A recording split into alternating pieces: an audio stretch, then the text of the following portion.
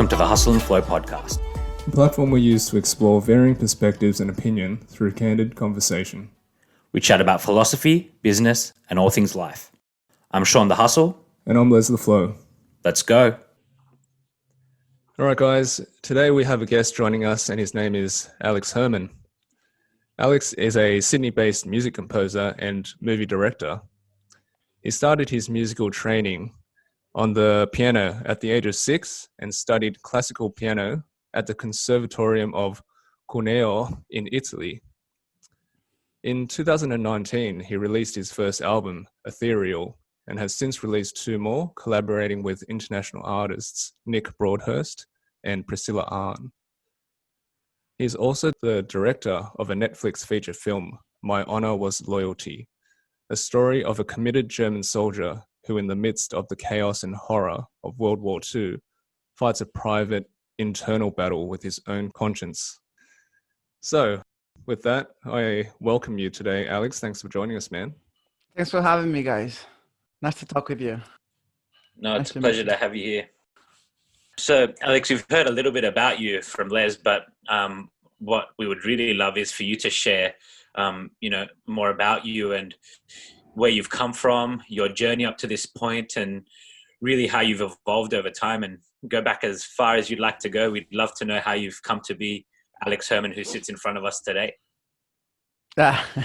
Thank you, Shaun, and thank you, Leslie.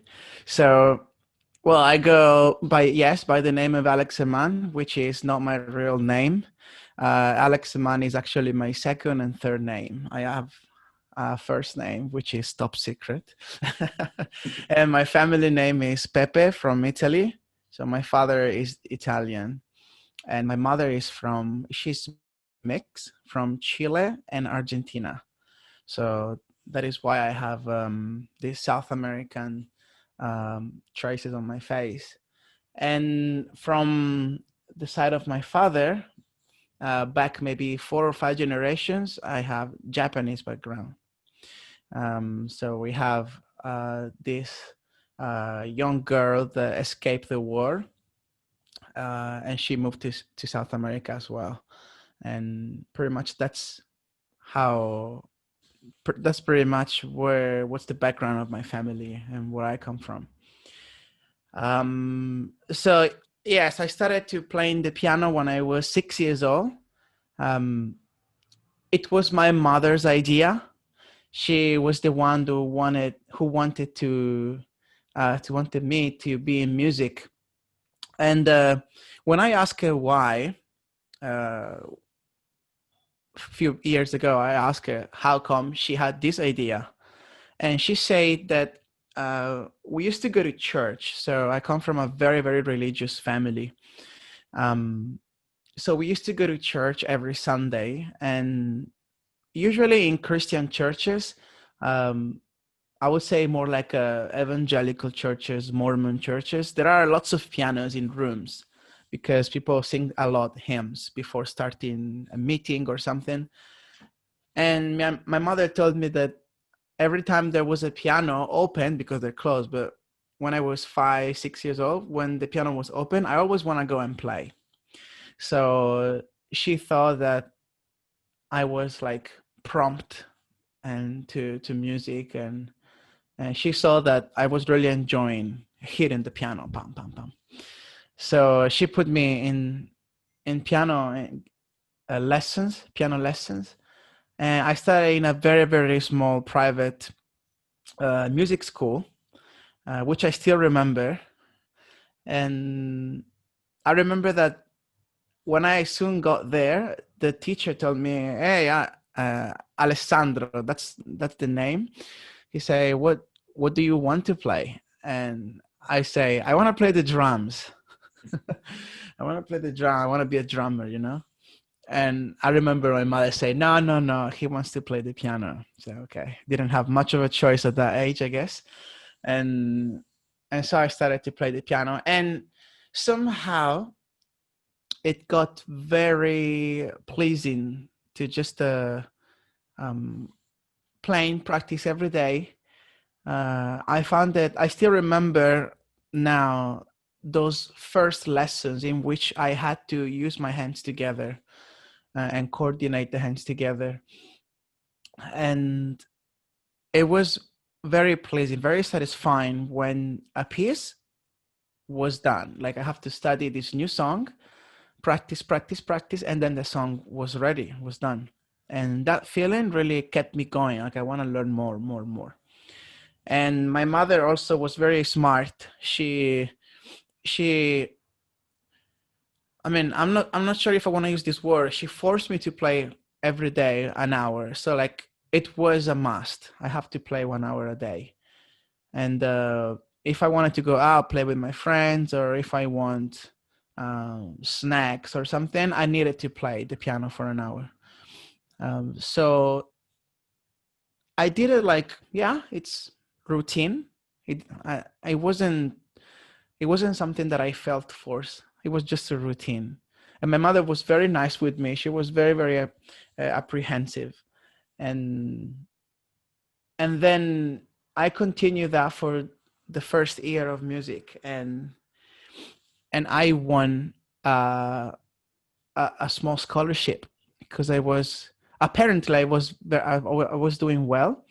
So I won this scholarship to get into Conservatorium.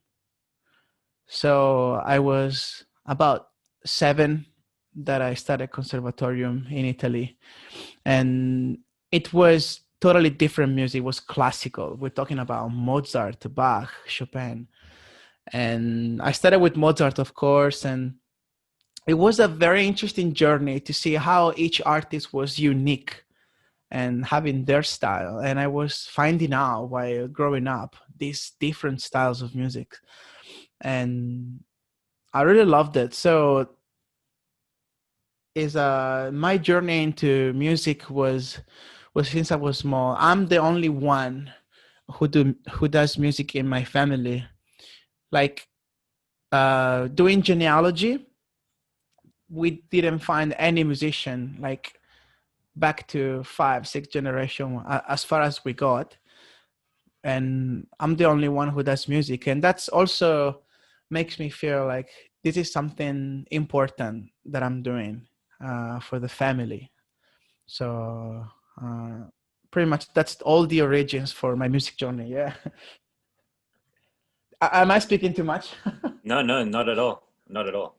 We'd love to learn as much as we can from you. There's, lots of different things that we go through in our lives that help to shape us who we are today. And, we only got to you being 7 years old. So yes. No, please go on. Okay, so once I started getting into teenager, so I was about 11, 12, where I started to change. I really could feel this change of the teenager. I was very curious of everything. And I lost a little bit the interest in practicing. So I was keep playing, but practice was not anymore something that I enjoyed to do. I guess I just wanted to have fun. And the more the years were going, the more difficult the songs were getting, right? So I started to feel a bit annoying. Like I don't want to do this. Like, why should I study this song that I don't even like, And also you have to follow like a program in school, and you have exams to pass. Conservatorium is not easy. And so I start feeling like I might just quit piano. I might just quit studying. I just quit the conservatorium. I'm not gonna keep this cool. Also, conservatorium, like I was in high school, and high school was pretty much in the morning. Conservatorium was in the afternoon, and conservatorium it's not like a second high school, but it's similar because you have many classes to do and many exams, many tests. So I was all day busy. And when I was teenager, I felt like I want to go have fun. I want to go out with my friends. I want to go, I don't know, skating. I want to go doing all this stuff. And so my interest in practicing and learning more was fading away. I still loved music. I had a piano at home, so I was like, keep playing.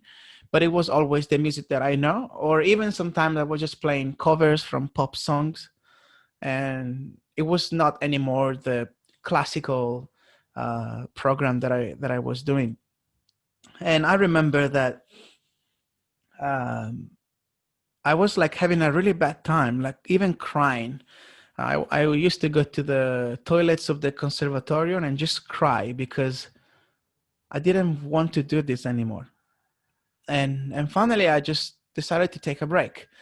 And I say, okay, I'm gonna stop these lessons. And I did it for probably a few months.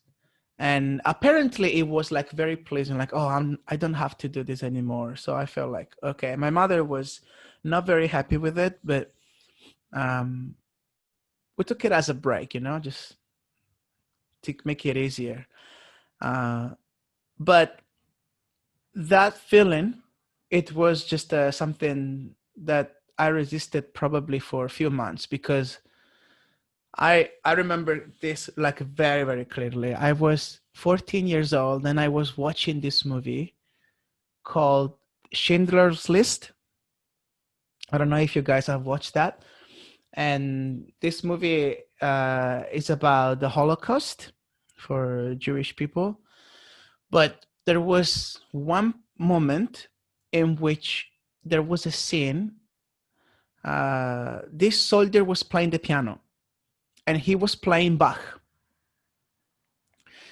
But I remember that I was like, I don't know, it was like so surprised to me to see this pianist playing Bach in this movie.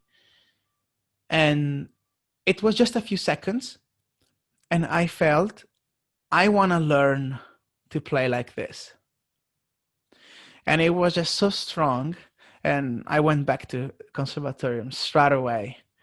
And since then, I never stopped piano anymore. So from then, just, it was the twist probably in my brain. Like, I knew that music was going to be something that I will never quit and stop. Yeah. Super interesting. And I mean, it's there's a lot of things you've said that I guess points to like a real intuitiveness, even at a young age. You felt a lot of things, and your connection with music was real, and it felt very different to anyone. For me, for instance, as I'm listening to you talk, it's the discernment, or the ability to discern between styles of classical music. That takes something different. There needs to be a more in-depth knowing of what that is. So that, I think that's like something that's very interesting, and I think it's sort of led you down to the path of where you are today. So like, I know also of you in terms of like you spent most of your time in Italy in your training, but then there was a moment when you decided to go abroad, and there was some steps in between you landing in Sydney. So could you tell us a bit more about that journey? Yeah, so my experience while finding myself in my early 25, I will say, it's a very painful experience, because I grew up with some teachings from my parents and very heavy teachings from church as well. And my parents were trying to do what they thought it was best, of course. And I love my parents for that. But the church standards were doing a big damage to me. And when I was, about 24, 25, I started feeling very depressed. And I got into a very, very big depression, in which the music and my piano was the only like thing that I could feel attached to. that I could just get a hold on to. And so I decided to walk away from religion and from my family, and I decided to just move away, just go somewhere else. And I decided to go to the States. The reason I went to the States was because my father has a very good friend in Utah, and I felt like Utah is the main center of my religion. So I was not sure if that was the right choice to do.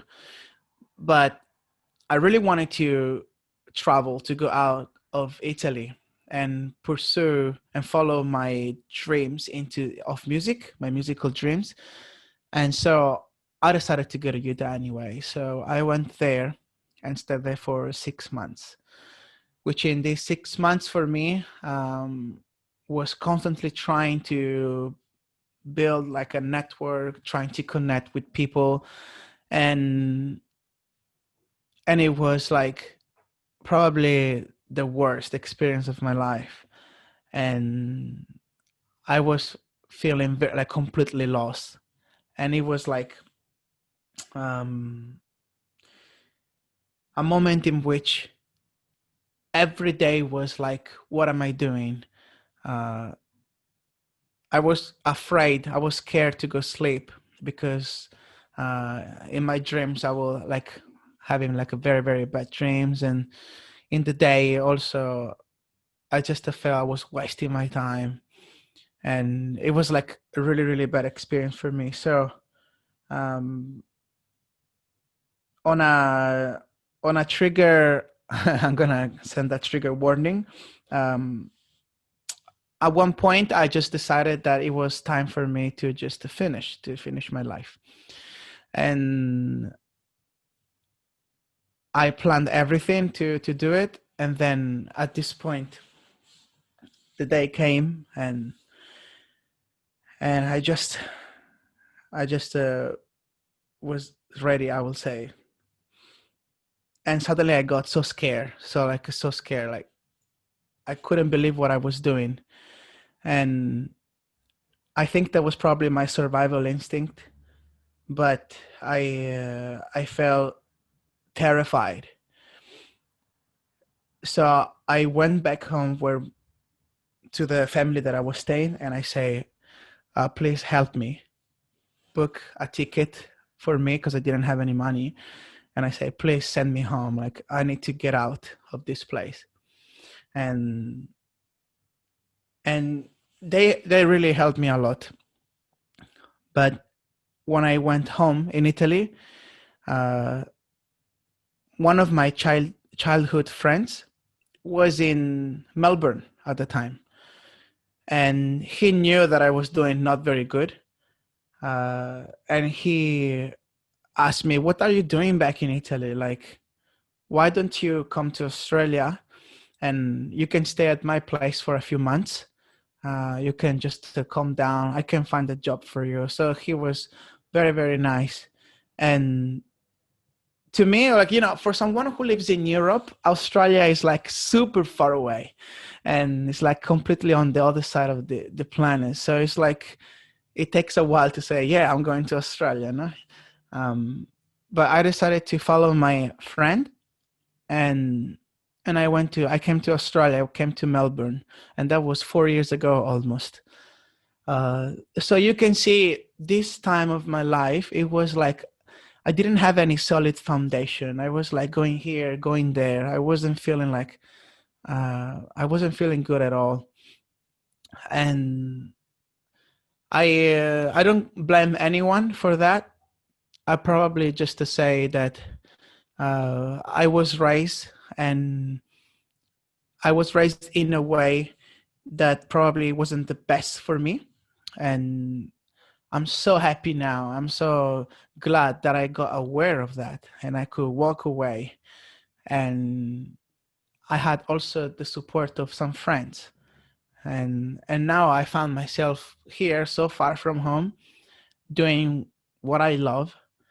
And I feel so blessed for this. Like the universe really has blessed me a lot. Amazing journey, man.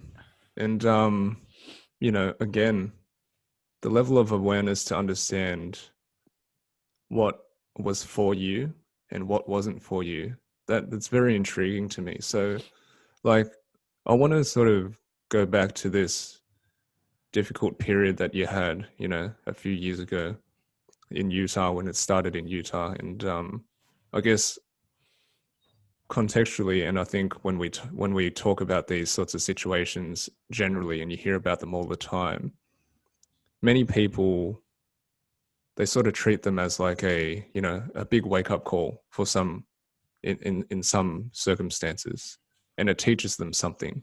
And I have a feeling that, if you look back, that is a time in your life which may have taught you a few lessons, and maybe revealed a little bit about who you are and about yourself, and led you to the Alexx Hermánn in front of us today. So can you talk a bit more about that? Yes. Something that I always talk about when people ask me, like, is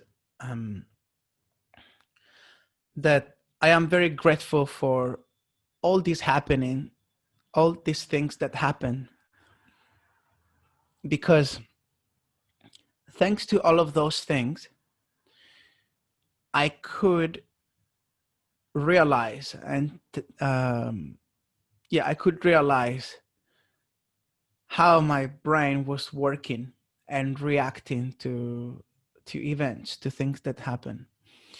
Something would happen and my brain would react this way. And other things will come and I will be reacting this way. And because this was like getting to a point that I cannot stand this anymore, then it was that, like, I felt this is the moment that I need to change. Like, I'm talking to myself, like, you need to change. Like, if you keep going this way, just there will be no anymore a moment in which maybe you will feel scared and you will just stop doing things that are not good for you, right? And so at one point, as you say, this, like, it was like I sit down and I say, okay, what I'm gonna do with my life? What is my future? What should I do? Are you gonna keep staying the same, or do you want something to change? So I decided that I wanted to change. I decided that I want to give myself another chance again. I wanted to give myself the chance to fulfill my dreams, to live what I really want. And of course, it's gonna take time. I know that it will going to take time, years, and I'm still in those years fighting against depression and those sort of things. And so what I did is, okay, I'm gonna start fresh. I called my family, talk about the situation, and I started doing how do you call it, psychology sessions with a psychologist, and I wanted to understand everything. So I didn't want to do it in English because my English is not very good, but I decided to do this on the phone with a psychologist in Italy. And I commit myself to keep going. I commit myself, I make some promises, and I wanted to, in English would be, I wanted to keep going and not allow myself to say, I'm going to quit this. So quitting was not an option. I was very determined to just finish this program. And I'm not a patient person. I hated the fact that I had to wait a few years to see the change in myself. But I just felt I wanna do this. I don't know even how to express that in words. I just needed to do it, and that might be the wake up call. Like you're talking, like I needed to do this. There was no turning back. Yeah. I feel that for, in different situations, one thing that comes up when people do make a change like the one you made, Alex, is, the pain gets to such a point that, you feel like you can't take it anymore.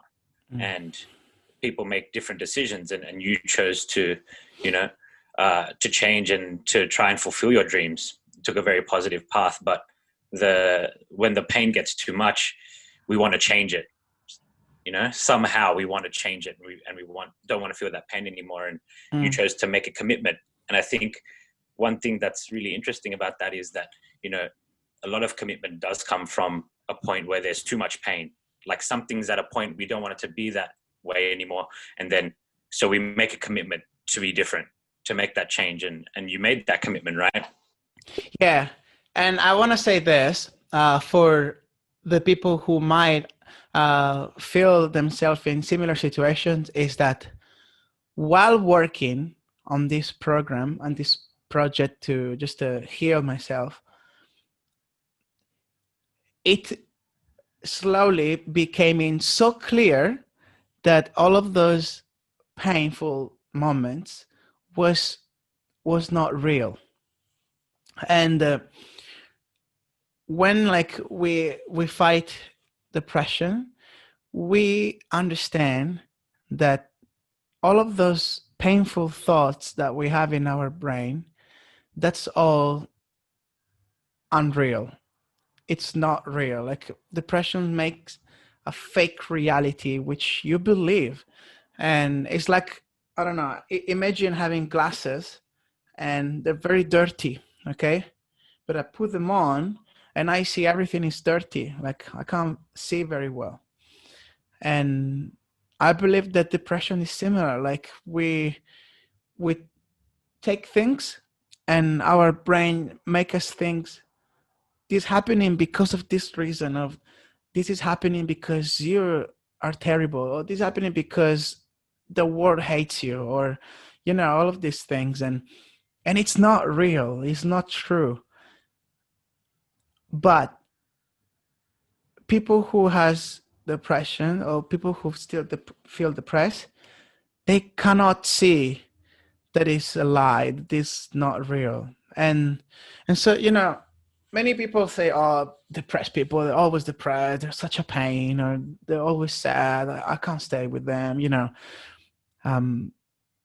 but sometimes I really feel, I see myself who I was 3-4 years ago, and I wish I could help people with depression, because I know that people is sad. It's like, that's not true. I wish I could help them. And I'm kind of doing it with music right now, but I never lose a chance to talk with people who are sad, and just to try to give them a point of view from outside, because I was there where they were, and I can totally that is not reality, and we can get out of that fake reality, which is so dangerous.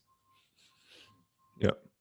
And I think like what you're talking about here, and it sort of ties into what Shaun was saying as well, right? I mean, it's these thoughts that circle around in our mind, they aren't real, but we make them real by allowing them to continue to, build strength, by continually thinking about them. And then it comes to a point where, we cannot discern between what is real and what is not. It essentially becomes our reality the more we keep it in our minds and allow it to be there. And I think that, it's almost like what we were saying about this pain, right? And how it comes to that point is that if we don't listen to what the pain is trying to tell us, and we take a step back and really think about why we're feeling this pain, then it will continue to grow stronger and stronger and stronger until we come to this crossroads almost, where we have to decide whether we make a change or we just simply break down, you know? Yeah. Yeah, I agree.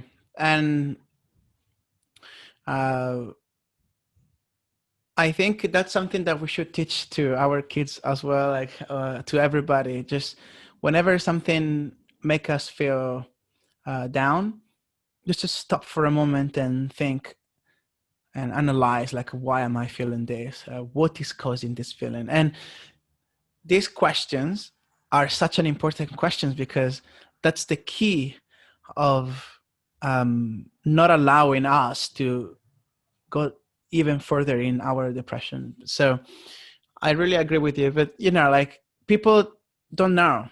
As me, I didn't know that I have to stop and think, why am I feeling this? And millions of people out there also, like, they don't know they have to stop and just to think about what's going on. And I think that is something important that we can do to help others and also ourselves to just grow awareness, build up awareness of take a break and just to think, stop, analyze this moment, and take the step further. Absolutely. And I mean, the universe is almost telling us to do that right now with everything that's going on in the world, right? We're almost forced to take a step back and reflect. And Shaun and I talk about this quite a bit. For me, and again, it comes down to how you see the situation. It's either a blessing or it's a curse. But for me, it's there's no greater opportunity for you to sit back and take stock and reflect upon what life truly is for you. And once you are essentially forced to stop rushing about in the hustle and bustle of busy life. Yeah. So how about you, Leslie? How did you what did you always grow up with this mindset to analyze things, or did you also have like a turning point in your life? Absolutely. I mean, I've spoken about this a few times in the podcast, and I guess sharing my story. I mean, as a kid, like you, I was always shaped by my environment and the people around me, my parents, and it was a very traditional lifestyle, working corporate. That was it, work in the bank, make money, have a comfortable life. But I always felt that it wasn't for me, but I always ignored it.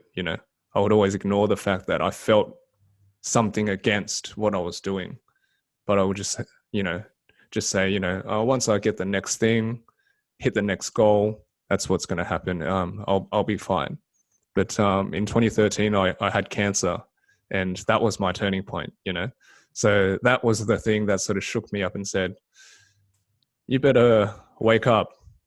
This shit is real now." So yeah, that's what changed my trajectory. I moved path, that was basically when I started thinking about how do I shift out of what I was doing and walk the path that I essentially am walking to this day. So, I became a meditation teacher and went down a real a powerful spiritual journey. And yeah, it's been the best thing for me, but to answer your question, no, it's of course it hasn't been with me all the time. Like I said, this is why I sort of asked you about your intuition as a child.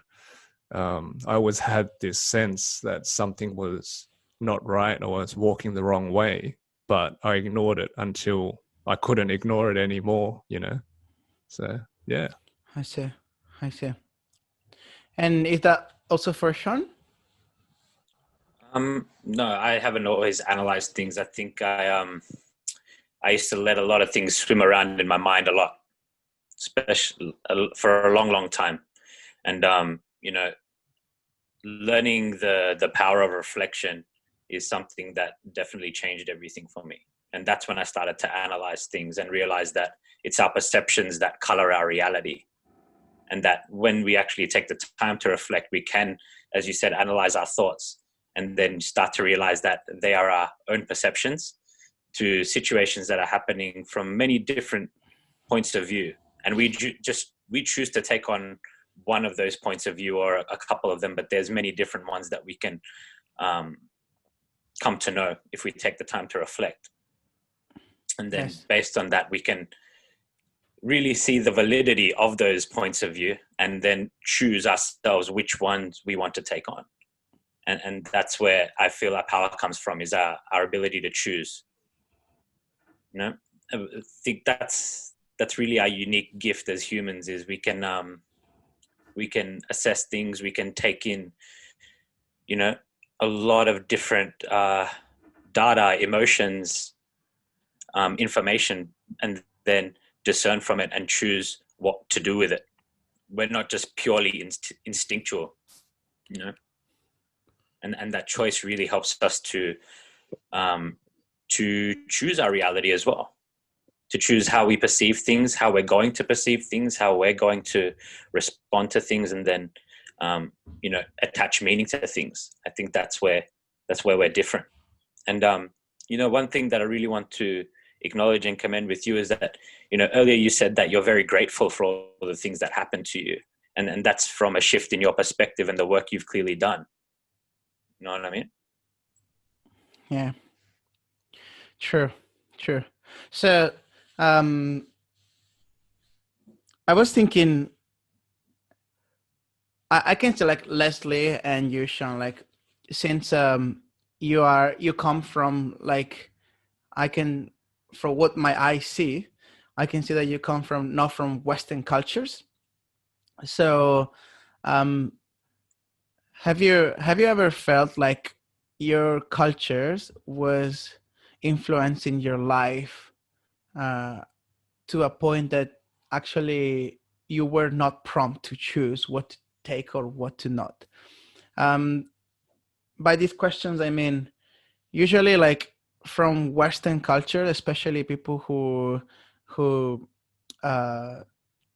grew up in a religious Western religion, I would say, we are told that we can choose. I mean, we can choose this candy over this candy, or I can choose to go right or left, but we cannot choose to quit our culture, or we cannot quit our religion or something. This something was like also for you from Asian cultures or something? Yeah, I mean, I think Shaun and I were both born in Australia, but I guess we've been raised through different cultural backgrounds. I myself, I'm of Chinese descent, but I guess I've always, as a kid, I've been raised in the Western ways, in the Western world. My parents weren't all that religious, so they didn't really, you know, they didn't really teach me anything of the Eastern philosophy or religion that I now, you know, resonate with deeply. So I would say that you're right in terms of generally this Western frame of living or Western religious doctrine or whatever it is. It's a choice within a box. You can make the choice within this box. Mm-hmm. You can't make it outside. So I always had a problem with that. I didn't know why I had a problem with that. I don't know why or what in particular I had a problem with, but I knew that I had a problem with that, right? And I guess my cultural heritage, it sort of led me to this point today, because everything that I have done, it has been very aligned with Zen Buddhism, right? Which, I'm not Japanese, but Zen Buddhism was basically, it came up through China into Japan, right? So it has Chinese roots, but at the same time, it's not a religion per se, like traditional Buddhism. It is simply a way of life. So the way that most people who practice Zen Buddhism, they would say that they are a disciple of Zen Buddhism, they are a practitioner of Zen Buddhism, but they can also be Christian, they can also be a Muslim, they can also be an atheist, whatever it is, right? So it's not necessarily a traditional religious following. But again, to answer your question, like I was brought up inside the box, inside the Western frame of living. And I think that that is the vast majority of the world, I would say. You know, it has a very heavy Western influence, but I quickly found that it was quite restrictive and controlling to the point where it limited the expression of who I truly was, you know? So I sought other means, which basically led me back to my cultural roots. I see. Whereas for me, Alex, my experience with religion is very different. So I would, you know, I don't talk about it much unless people ask me, but I would consider myself quite a religious person, a person like with quite a deep faith. And I guess in my religion, in my culture, religion does play quite a significant part. But the one thing I guess is important to discern is there's religion and then there's the dogma within the religion, which is just doing things the way they've always been done, and you do them because that's the way that they've always been done. You know, in terms of like, I'm a Zoroastrian, which is an old Persian religion, and it's actually a religion that's unfortunately slowly dying out. You know, there's only about 60,000 Zoroastrians left in the world, and it originates from in Iran, from Persia, and it's said to be one of the oldest religions in the world. And then Alexander the Great, when he invaded what was Persia at the time, he actually burned everything. So there's not a great deal of history remaining or things known about the religion except what was passed down. Mm-hmm. But the premise of the religion is three simple things. It's good words, good thoughts, and good deeds.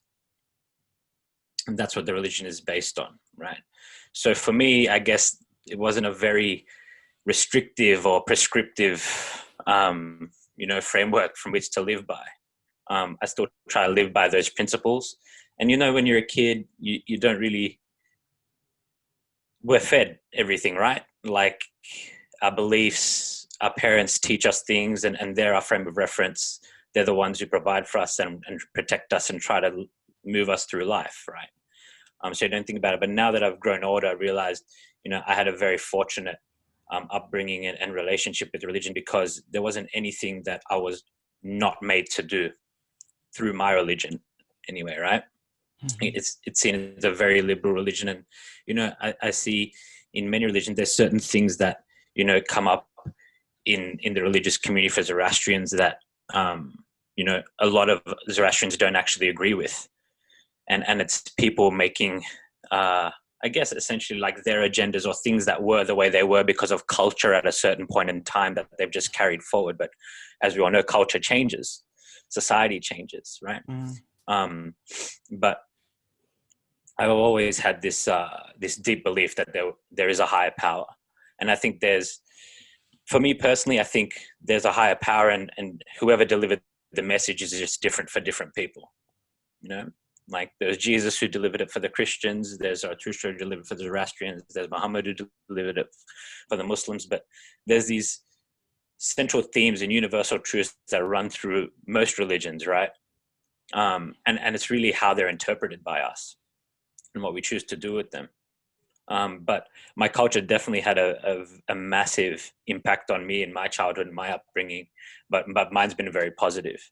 It's also because, you know, one of the symbols in our religion is the farahar, which is like, it's a winged man. There's significance to it, but the word essentially means choice. It translates to choice. And it's that we all have a choice of what we do in this life. We have a choice to follow good or to follow evil. We have a choice in our words, in our thoughts, and in our deeds. And that's one thing for me is I believe that as humans here, we have a lot more choice than we think. I don't think it's just a big guy in the sky pulling strings, making everything happen at every moment, and everything's known and ordained. I personally don't think that's the way it works. Otherwise, there's a lot of bad things that happen in the world. And people say that a lot about religion, like, well, if God's so powerful, why didn't he just stop those things from happening, right? And if you just think about it, there's dark forces at play. There are. I think people don't want to think about it, but I feel that there are. In every, well, not every, but a lot of religions, there's the dark side, right? There's God and there's the devil, and each of them have people that do their work and do their bidding, and we have a choice of who we want to be. I think it's a lot stronger, our faculties and our choice than we think. Mm-hmm. Yeah, and I think, look, the most important thing, and I hate to delve too deeply down any sort of discussion about religion or theology or anything like that, because really anyone can make an argument for one side or the other. So that's not really the point. Like, the principles that underlie a lot of religions, if not all religions, you'll find are relatively aligned. It is all about this coming to some point of building human that is moral and good and simply is acting from the heart, right? Who has no ill will towards any other human. And that's simply it. Like, it doesn't matter what clothes, this religion wears, whether it's like in the guise of God and Jesus or Muhammad or whoever. It doesn't matter how it's told. Underlying all of that, the principles are quite clear in that it's simply about teaching people to live morally, to live as good people who act in a moral way. That's it. Mm-hmm. That's simply it. There's nothing more to it, like to be argued, right? So I think that's like a very important discernment to make, and a great point that I guess it's really nice that your religion, Shaun, sort of highlights that quite clearly with those 3 points that you raised. So yeah, it's I think we're all a function of our choices, and that's what my religion taught me, right? It's like we get to make choices, and then most religions and just cultures and ways of life, they have different virtues, things that we work towards to try and be good people, but we choose which way to go, this way or that, right? And it's really up to us. Yeah. And I think one thing which is unfortunate about religion, all religions, I feel, is that they, depending on who's talking about them, who's trying to push whatever they want to push, it's that, we all take on our own perspective of things and add our own color to it again. And it's like what works for one person and what you've taken on may not be useful for the next, may not apply to them, but you're trying to force it on them. And I think that's the thing, that a lot of people have a problem with when it comes to religion and their experiences with it, is that it's been forced on them essentially. Yeah.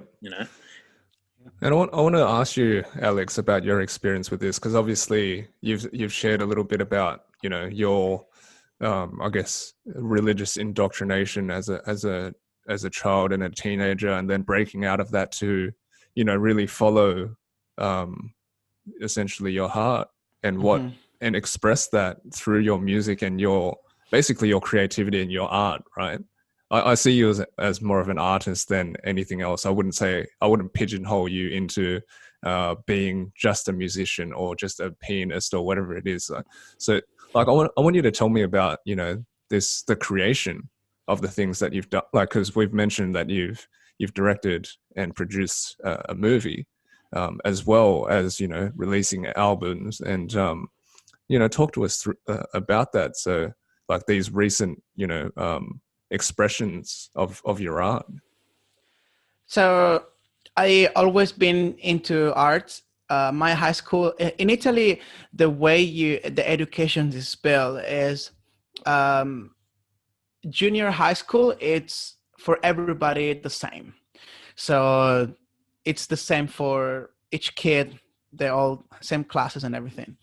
But then at the age of 14, you start high school, and you kind of have to choose what direction you want to go. So all the high schools are different, and I chose an high school that was based on art. The reason why I choose this school is because I was a lot into architecture, and I wanted to learn more about architecture. It was just a moment. And I was also doing conservatorium at the time, so it was not because of music. It was just because of drawing and architecture. And I did that for 5 years. And then I went to college, which it was an academy of fine arts. So I always stayed into arts all the time. And I had this big bless to study about architecture, art history, about sculpture, drawing, painting, photography, and also films. And I really like photography, so I do it as a hobby. I really like to try to catch the moment of something is happening. And now through all these art movements, probably the best moment that I could connect with is Impressionism, which was a French movement, a French art movement. And it was this study of the light and how the light changed perception of things. And I wanted to apply this in my pictures, in my movies, and I started to doing little short films, And one day I was making a little like a short film, action short film, when one of my friends told me, "Why don't you come and make a short film of our group? It's a reenacting group." And I say, "Okay, what do you reenact?" And they say, "Oh, we reenact German soldiers, World War II." And of course, studying history at school and everything, I felt like, I don't want to do that, sorry, I might pass. And I said no, and that was like for 1 year later, until 1 year later, by chance, like completely coincidence, I read a story about a German soldier that was prisoner from Americans, and for me, the Americans were always the heroes, But I read this story about this prisoner, and I say, is this real? It can't be true. I mean, Americans are the heroes, right? So I started to investigate myself a little bit more, and you have to be very careful when you study history because many people try to portray history in another way, and you have to be very, very careful to stay neutral, right? So having all of these things in front of me, I just felt, what's the best thing that I can do is just to stay neutral. It's clear that in war, there are not good and bad, but there are like good soldiers and bad soldiers, good politicians, bad politicians. And of course, there are factions that are very oppressive, and also other that wants freedom, fighting for freedom.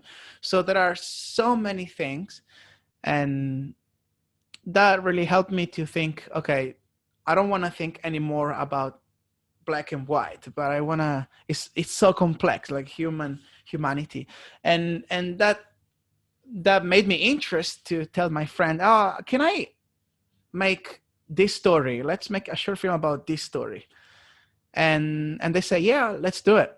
And it took 2 days of filming, and I put a small trailer on YouTube of this story, but it went viral. It started to get thousands and thousands, hundreds of thousands of views, and so we decided to make a movie out of it. And that's why I was into movies.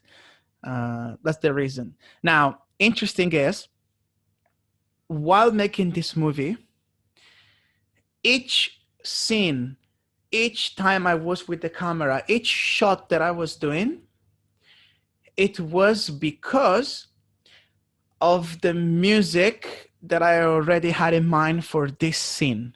So everything, all the movements of the cameras, all the dialogue, everything, it didn't start actually from the story, but it started from the music that I had in my mind for this movie and for that particular moment. And you can see how music really influenced me to and pushed me to do things. So I was getting very creative first because of the music. And the music won an award. The movie got to Netflix as well. So I got very lucky on that. And at that moment, I thought, I'm really good at making music, actually. So I'm going to just give up films because it takes a lot of time, a lot of efforts. And I want to focus music. This is what I want to do. And I took a year of my life and I stopped to produce anything. And I just started I was also into this moment of healing myself through depression. And I just stopped creating anything. And I was just meditating, doing a lot of meditation. I was a lot into mindfulness as well. And I was like, okay, now is the time to make music. And I went to Japan for a few weeks. And that's how I started my first album, Ethereal. And then when I released this album, it was clear in my mind, this is what I will be doing the rest of my life. Yes. Amazing, man. Amazing. And like, it's so interesting. I mean, the way you tell that story, and in particular, I mean, that point you made about the music guiding what you portrayed visually, you know, in the movie. Like for most people, if you just sit and watch a movie, you assume that the music is overlaid to create the mood in particular scenes, but this is very different. And yes, I mean, again, great, like a sense of awareness from yourself to realize that the music is, you know, providing creative inspiration and guiding what it is that you want to do.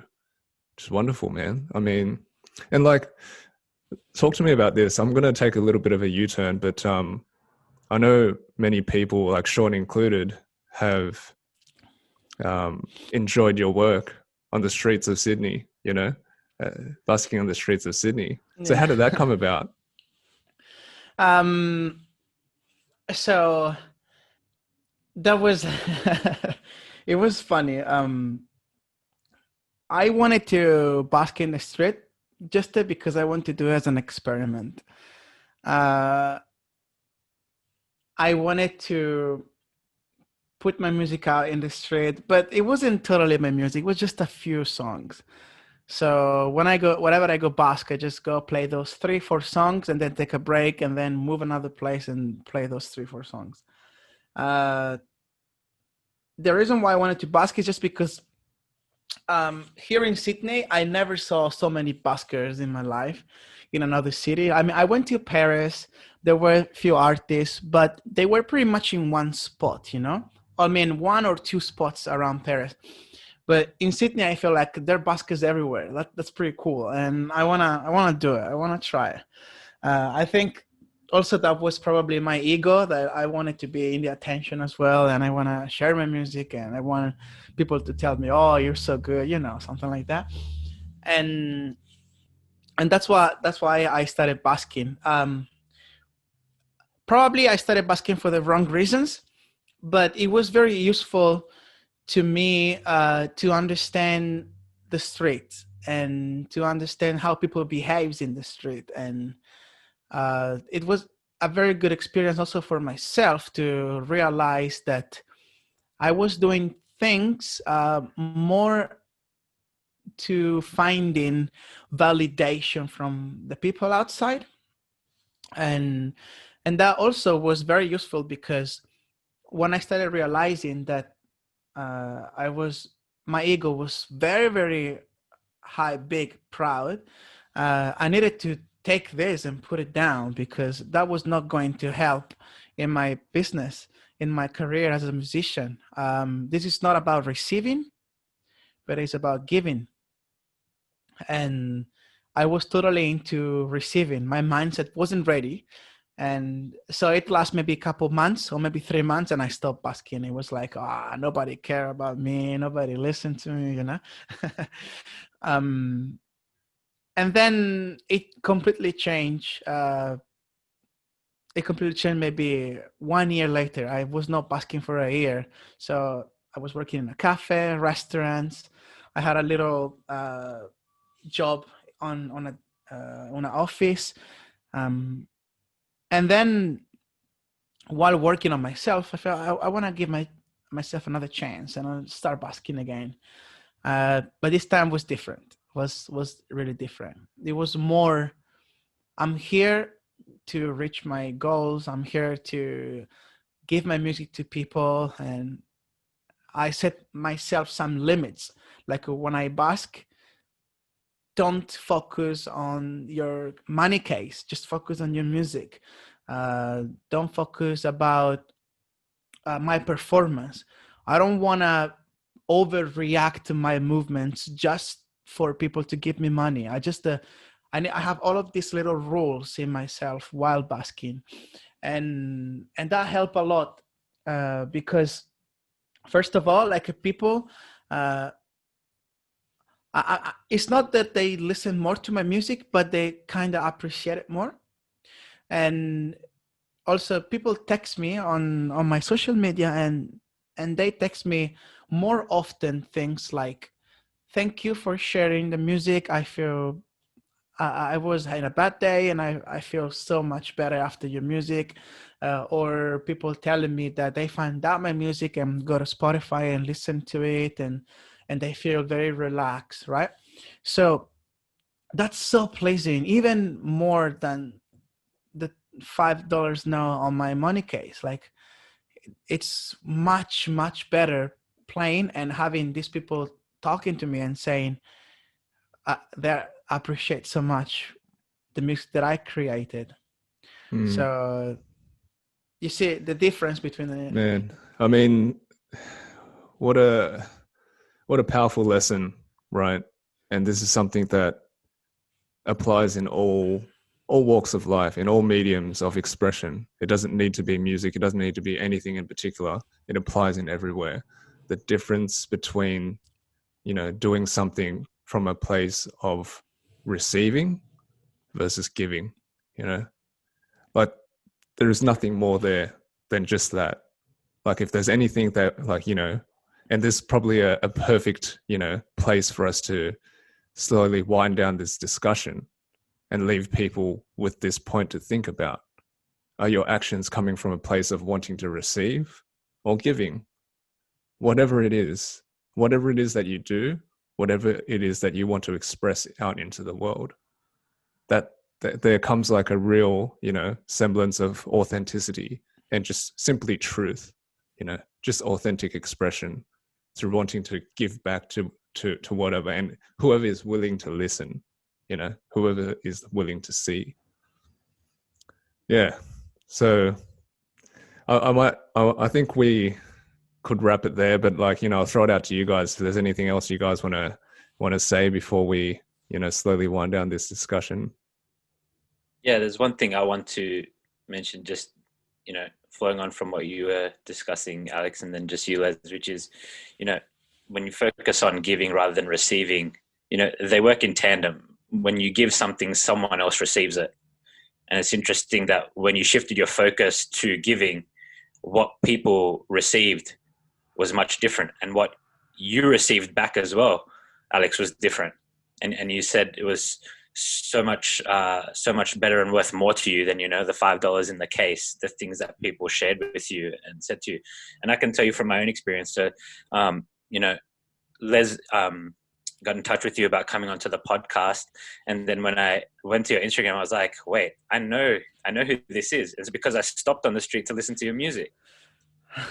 Yeah, and yeah, man, there's something about you. You can feel there's an energy to it, and you know, I used to be in the city a lot, and you're right. We have so many buskers in Sydney, right? But there's some of you who just want to stop and be in the moment with and listen to, and you're one of them. And I'm thinking I caught you in that period where you really started to try and give, because I received that. And yeah, man, I distinctly remember the first time I heard you play in front of Town Hall, and I stopped for quite a while until you stopped, actually. and then so I see. Yeah, so yeah, I think there's really something in that for people to think about as well, which is, you know, when you choose to give, what you receive yourself as well is much different. Thank you. Thanks.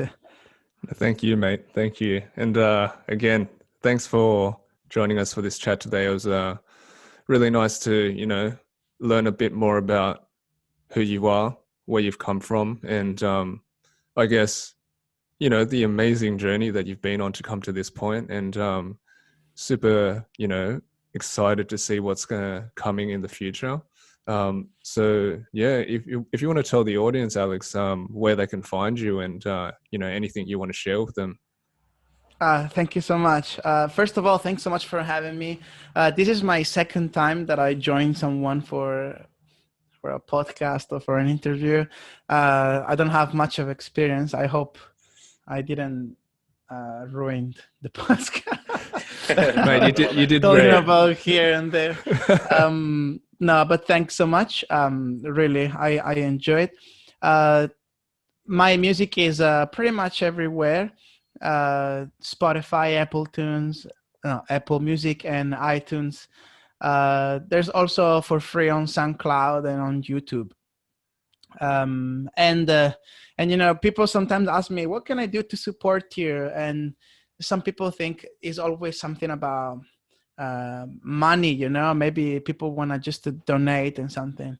And if there's something that I really want, is just the people to listen to the music, and to share if they find it appropriate with their friends. That's the best support that I can get. Just that my music being listened to from people. So thanks so much for giving me this opportunity. It was very nice for me. Really, really thank you. No, thank you, man. It was a pleasure to have you on, and you know, very similar, you know, principles and philosophies with this podcast, mate. So yeah, we will share all the links and things to your music and your work in the show notes for people to access. So yeah, I very much encourage people to have a listen to Alex and his beautiful music that he creates. Shaun, where can people find you, mate? Yep, easiest place to find me is just on Instagram. So Shaun_Coop, that's SHAUN_COOP. You can just send me a message there, and that's where we can hang out. And how about you, Les? Yeah, so you can find me on my website, findingspace.co. You can ship me a line there and say good day. Find out more about some new programs and mentorship that are coming out quite soon. So, you know, keep your eyes peeled. Maybe sign up to a newsletter and keep abreast of all that stuff. And on my socials, it's at findingspace.co on Facebook and Instagram. You can also get in touch with Shaun and I through our email address, thehustleandflowpodcast@gmail.com. If you've got any questions about this particular episode or past episodes, if you want to get on as a guest or anything else, yeah, just shoot us an email and say hi. And thanks again, Alex, for coming on today and for sharing your story with us, and for, you know, being so genuine and being willing to talk about things that I know may have been difficult for you to revisit and talk about. And then also for, you know, showing us all the power of perspective and what commitment really looks like. So thank you for that, man. And, you know, if you're listening to this podcast and you took something away from our discussion today, some nuggets, it touched you, or you feel that it could help someone, please share it with just one other person. It's how we choose to get the podcast out and grow it. So, if that's something you feel in your heart to do, please just share it with one other person. And until next time, guys. See you guys.